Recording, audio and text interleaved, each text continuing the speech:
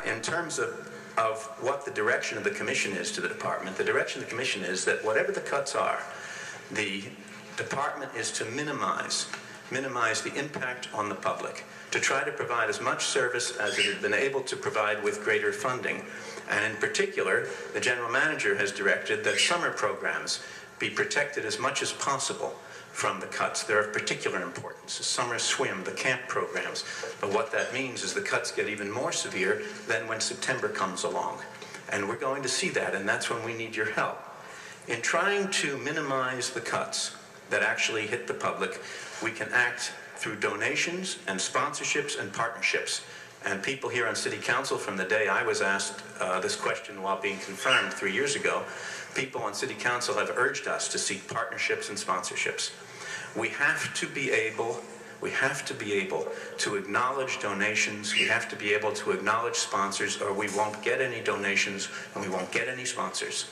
That's something where we have to remove any impediments that people have raised to doing so. There is no desire to be less than tasteful. We want to be able to acknowledge sponsors, as does the Little League, as does the zoo, in the way we always have in the past. Only with that can we have a chance to deflect some of these cuts. Even with sponsorship funds and donated funds and partnerships, we're still going to have to cut certain services, and we will still have to raise for advertisers. If you want to put your name on Staples Center, that gets millions of television hits every month all around the world.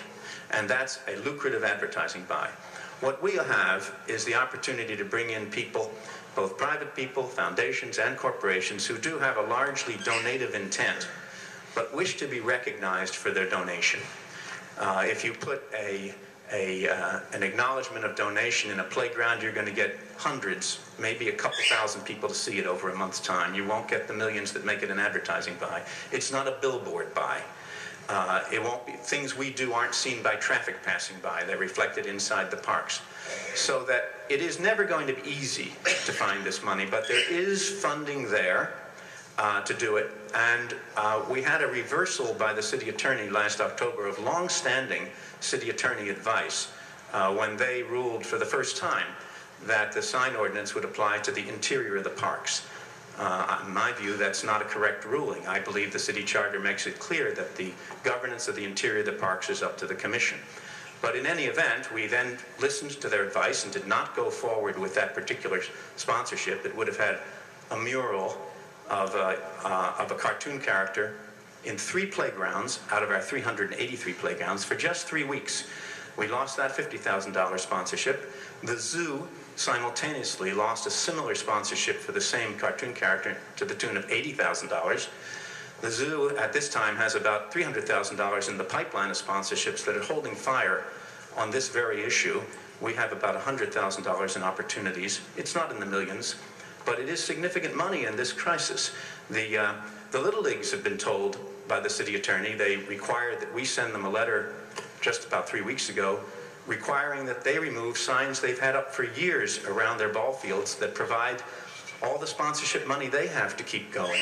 I think that we need the sign ordinance clarification that it's not intended to apply within the parks. CEO and CLA, if you could work with the Rec and Parks and the appropriate committee to see how we might get some clarity on that, because it appears that we have gone a little beyond what people view as sign ordinance when we're talking about signage in a park.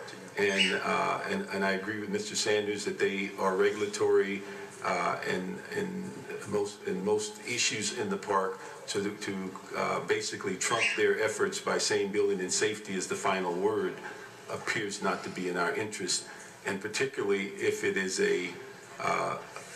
more of an opinion as opposed to a legal basis of moving forward and blocking the ability to bring revenue to the park. And so if we'd ask if we can try to get that resolved as quickly as possible and get some clarity so that the park can move forward. The extreme that we saw was with the film case that we used.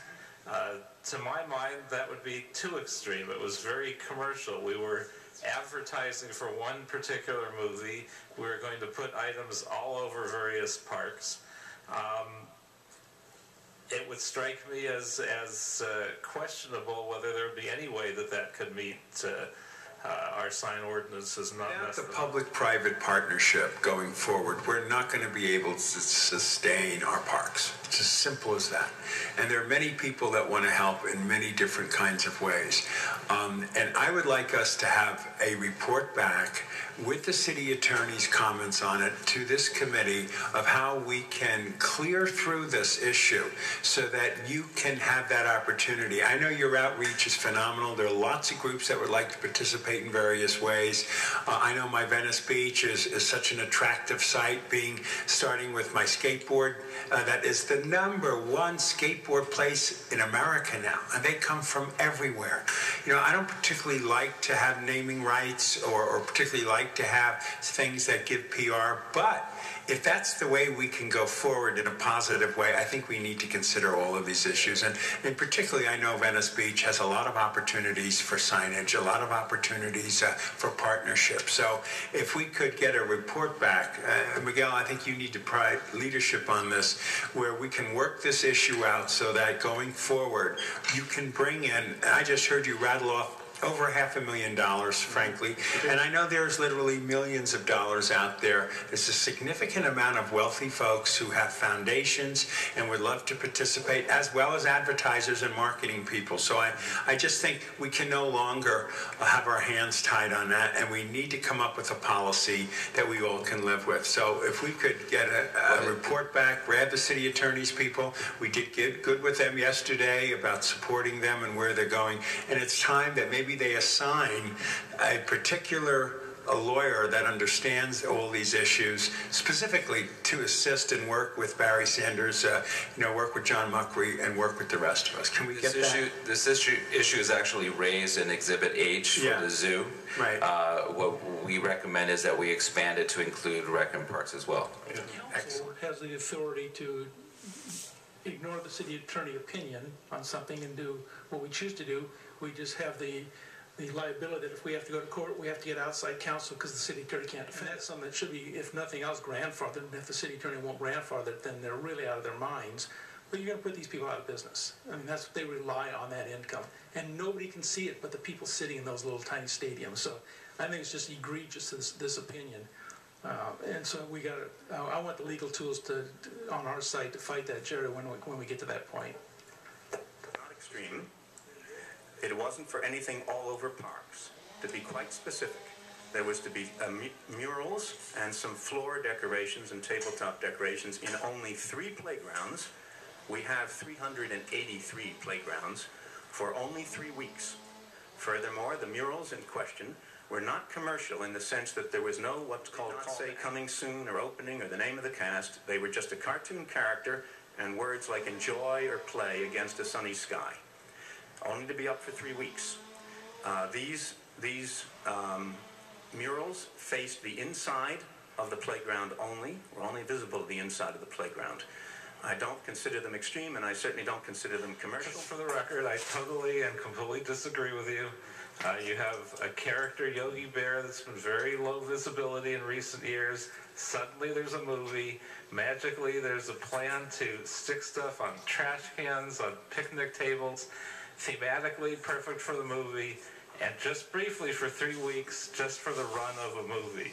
I mean, it couldn't be more commercial if it tried. Frankly, I have no problem with Yogi the Bear, and I certainly had no problem with the monies that were going to be coming from it. And so there's obviously healthy disagreements and debates, but frankly, in the reality of today's world, if we don't find ways to have public-private partnerships to keep our parks open, we're doing a disservice to the kids and to the people who want to use the park. So we have to come up with something.